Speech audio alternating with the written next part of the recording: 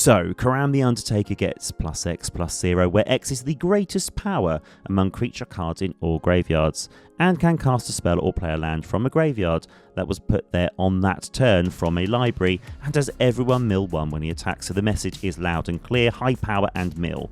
Let's get to digging.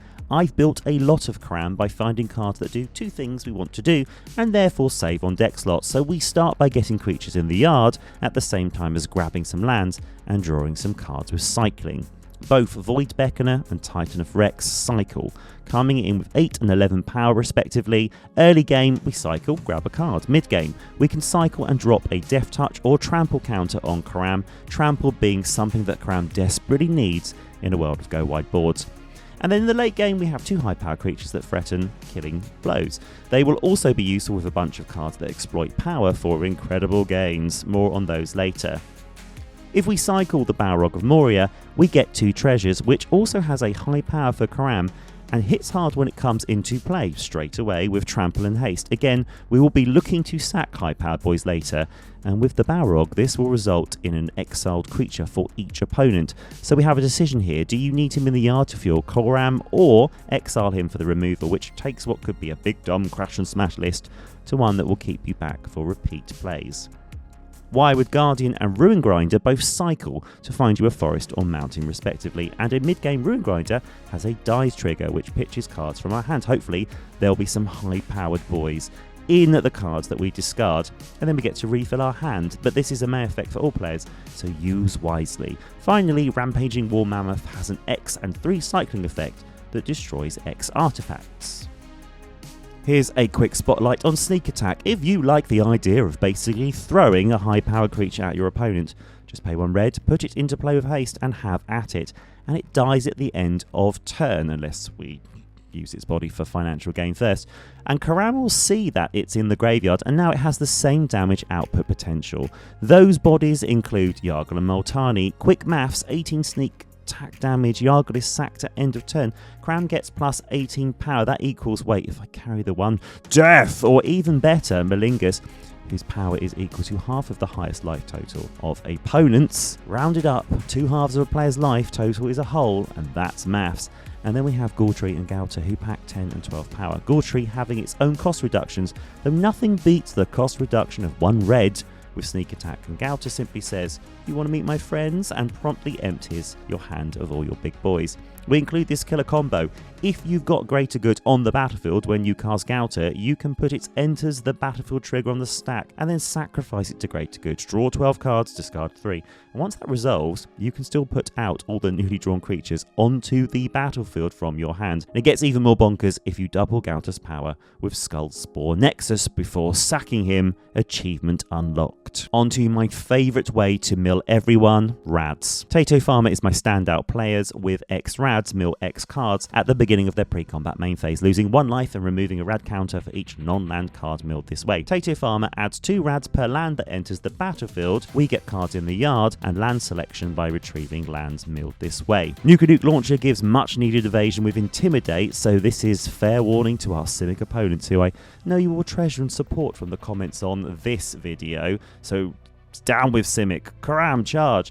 And makes the player attacked by Karam holding a nuke launcher, which is metal as hell, gain 2 rads per spell they cast until end of their turn. Glowing One, whose combat damage comes with a hefty 4 rad counters, also gains us 1 life for every non-land card milled by a player, which adds up quickly in a deck with cards like Breach the Multiverse, having everyone mill 10, the insane growth of Out of the Tombs, and effective combat deterrent with Angel of Suffering, who turns damage into mill. Shout out to Ren and Realmbreaker, does everything we need. Mill, retrieval, fixes mana, and has an ultimate that opens the yard as an extension of our hand. I put this in all my Reanimation decks. And then we have the new Ripples of Undeath. We see lots of cards, and we get lots of choices. Can I just go straight in on this amazing card? Nostalgic Dreams is OP in this and other graveyard decks. Discard the high-powered creatures that make Karam super buff, and return much-needed cards. This is highly recommended. Coming up, from making space for lots of lovely mill to drawing 18 cards for 2 mana, or creating 18 treasures for 3. But first, removal. The rads continue as we batch removal and mill with Atomize and the Fallout version of Toxic Deluge. Nuclear Fallout. Twice X on those -X counters is a killer. 2 and 2 black just undercuts our commander's 5 toughness 2. And while we are here, let's do a seamless transition into taking full advantage of high power on the field. Spinning Wheel Kick, Soul's Fire, Mandate of Abaddon, the new Stump Stomp. Imagine an 18 power Karam courtesy of Yargle and Multani. Now imagine having 18 damage to throw at targets or just a straightforward destroy anything under 18 power, which would be, well, everything. But we can do so many more interesting things with a high powered creature, and let's keep using Yargle and Multani as a reference. Create 18 1/1 citizens or 18 2/2 zombies. Add 18 green mana. Create 18 treasures. Add 18 mana in any combination of colours.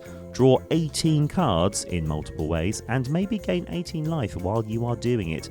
And the great thing about drawing a load of cards with no Reliquary Tower effect out, you got to discard more bombs to the yard.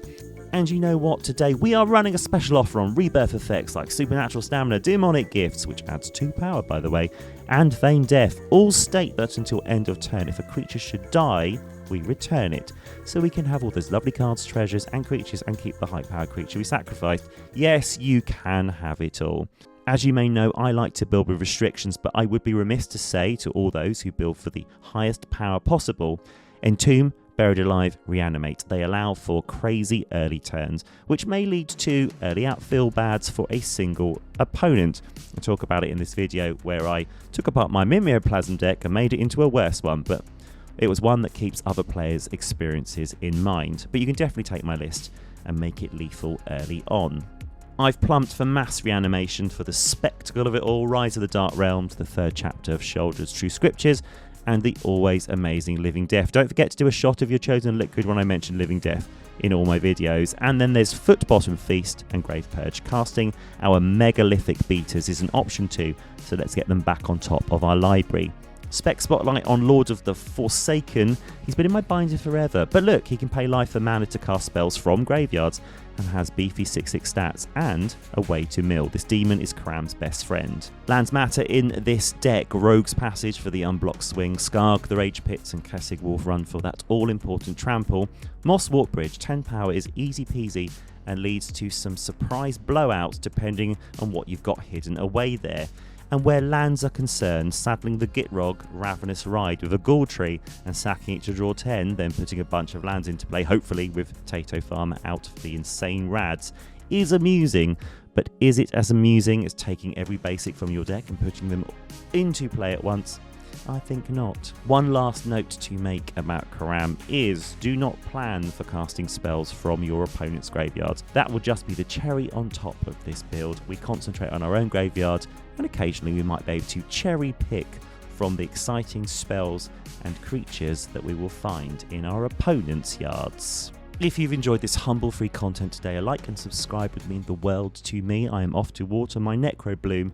And until next time, I have been Lee, and this has been MTG Specs.